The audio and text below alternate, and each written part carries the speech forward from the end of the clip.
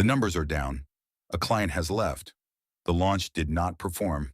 Cash is tighter than expected. A supplier failed. A team member quit. And suddenly, every part of the business feels threatened. Your mind moves faster than the facts. Change the offer. Cut everything. Spend more. Fire someone. Quit before the situation gets worse. Send the message now. Make the fear stop now. But a difficult result does not automatically destroy a business. A frightened operator can. Because when pressure becomes panic, the original problem begins to spread. One bad month becomes reckless spending. One lost client becomes a desperate pivot. One criticism becomes an identity crisis. One uncertain decision becomes 10 emotional decisions. The Stoic entrepreneur is not someone whose business never struggles. It is someone who remains useful when it does. When everything breaks, reduce the crisis to the next controllable action. That is the rule. The pressure. Business pressure is different from ordinary inconvenience. It attacks both the outcome and the identity of the person responsible for it. When you build something, the result feels personal. The revenue is not only revenue, it feels like proof. The client is not only a client. Their departure feels like rejection. The launch is not only a launch. Its performance feels like a judgment on your ability. That is why a setback can make an otherwise disciplined person behave irrationally. They stop reading the numbers carefully because the numbers hurt. They refresh dashboards without learning anything. They avoid difficult conversations. Or they make dramatic changes simply to feel movement. Founders, freelancers, creators, managers, and operators all face this test. You are expected to act before certainty arrives. You must make decisions with incomplete information. You may do everything responsibly and still receive a poor result. The market does not owe you agreement. A customer does not owe you loyalty. Timing does not owe you convenience. Effort does not guarantee the outcome you expected. But uncertainty is not a command to panic. It is a command to improve your judgment. The Stoic Rule. The Stoic distinction is not between caring and not caring. It is between what is yours to command and what is not. You do not command the market. You do not command whether a prospect says yes. You do not command whether a competitor appears. You do not command the economy, an algorithm, a supplier, a customer's budget, or another person's judgment. You influence some of these things. You prepare for them. You negotiate with them, but you do not own the final outcome. What remains yours? Your judgment, your preparation, your honesty, your communication, your discipline, your decision process, your response to new information, your next action. This does not mean accepting failure passively. It means refusing to damage your ability to respond. The result may be outside your control. The quality of the operator you become under that result is not. The hidden trap. The hidden trap is converting uncertainty into catastrophe. The event happens first. Then fear creates the verdict. Revenue fell this month. The verdict becomes, the business is dying. A client leaves. The verdict becomes, nobody values the work. A launch underperforms. The verdict becomes, the offer is worthless. A customer criticizes the product. The verdict becomes, the whole direction must change. Once the verdict feels true, panic appears reasonable. You are no longer improving the business. You are trying to escape the emotion. That is when people confuse motion with progress. They rebuild what has not been diagnosed. They spend money to prove commitment. They cut useful resources without understanding the cost. They blame people before examining the process. They abandon a long-term strategy because a short-term result injured their confidence. The Stoic does not ignore bad news. The Stoic removes the emotional exaggeration so the bad news can be examined accurately. The business pressure protocol. Its purpose is not to guarantee the outcome. Its purpose is to preserve judgment when the outcome becomes uncertain. Step 1. Stop the emotional spread. Do not make the setback larger through secondary mistakes. Do not send the angry message. Do not announce that everything is changing. Do not fire someone because blame provides temporary relief. Do not make a purchase because spending feels like action. Put the message in drafts. Close the dashboard. Walk away long enough for the emotional volume to fall. This works because panic spreads faster than facts. The pause contains the damage. It trains restraint and leadership. Step 2. Separate the event from the verdict.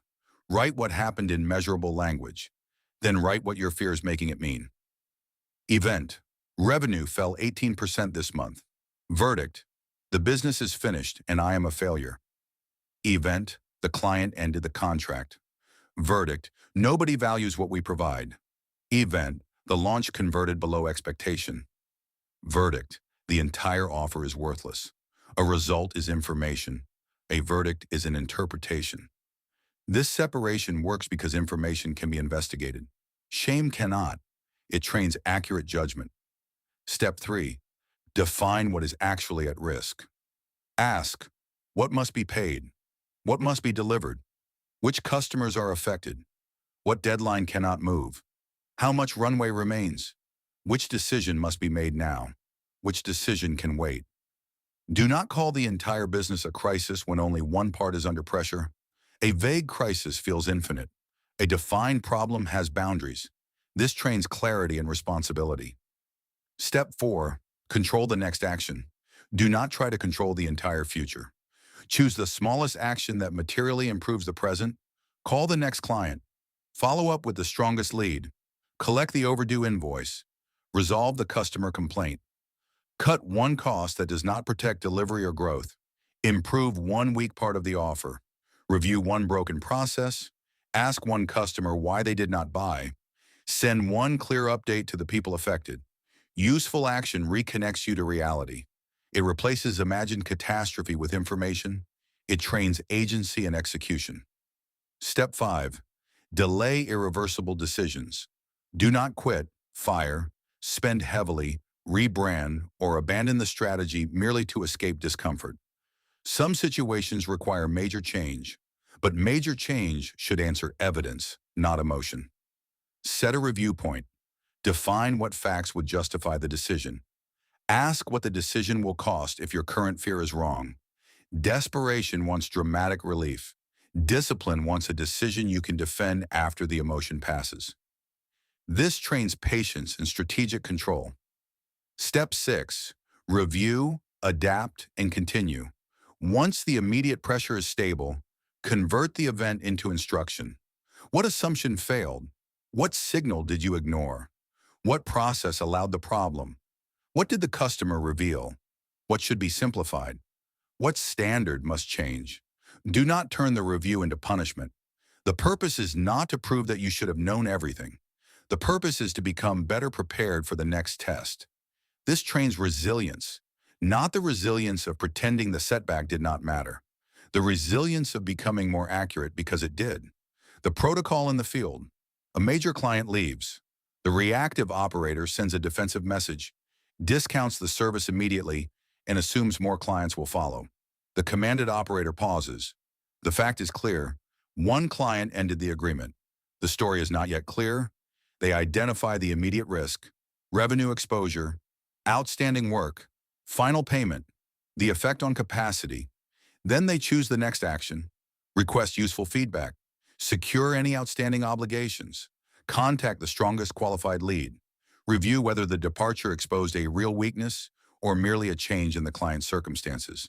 No panic discount, no emotional negotiation, no total verdict. A launch fails. The reactive operator rewrites the entire business overnight. The commanded operator separates the result into parts. Was the traffic weak? Was the message unclear? Was the offer poorly matched? Was the price wrong? Was the audience too cold? Was the expectation unrealistic? A failed launch is not one conclusion. It is a collection of signals. The next action is to find the strongest signal and test one improvement. Cash runway tightens. The reactive operator hides from the numbers until the problem becomes urgent. The commanded operator looks directly. What is owed? What is essential? What can be delayed or removed? Which conversation must happen early rather than late? Where is qualified financial or legal advice required? Calm does not mean pretending the numbers are safe. Calm means becoming useful enough to face them. Why it works. This protocol works because pressure narrows attention. Without a process, fear directs that attention toward the worst possible future. The protocol directs it toward facts, risk, and action. Separating the event from the verdict protects judgment. Defining the risk turns an unlimited fear into a bounded problem. Choosing one controllable action restores agency.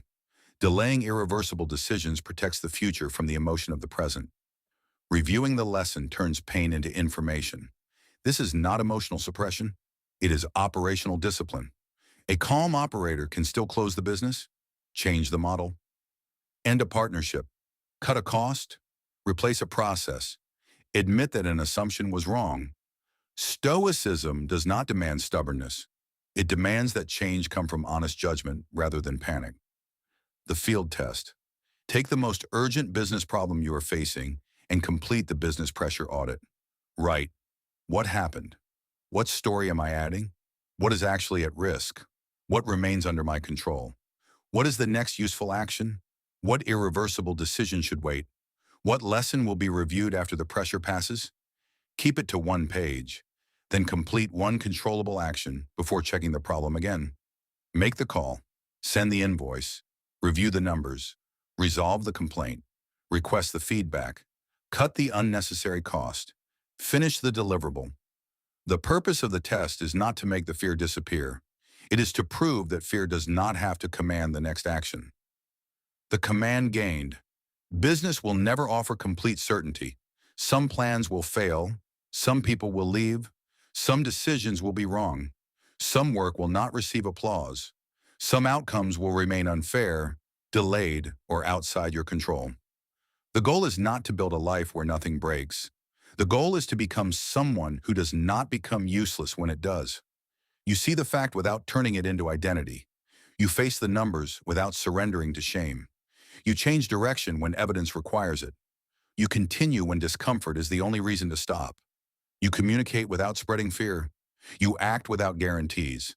That is calm command in business. Not confidence that everything will work. Confidence that whatever happens next, you will meet it with judgment, responsibility, and the next useful action. This is the Stoic Field Manual. Ancient wisdom for modern pressure. When everything breaks, reduce the crisis to the next controllable action. Panic is not a strategy. Subscribe for practical Stoic protocols for modern pressure.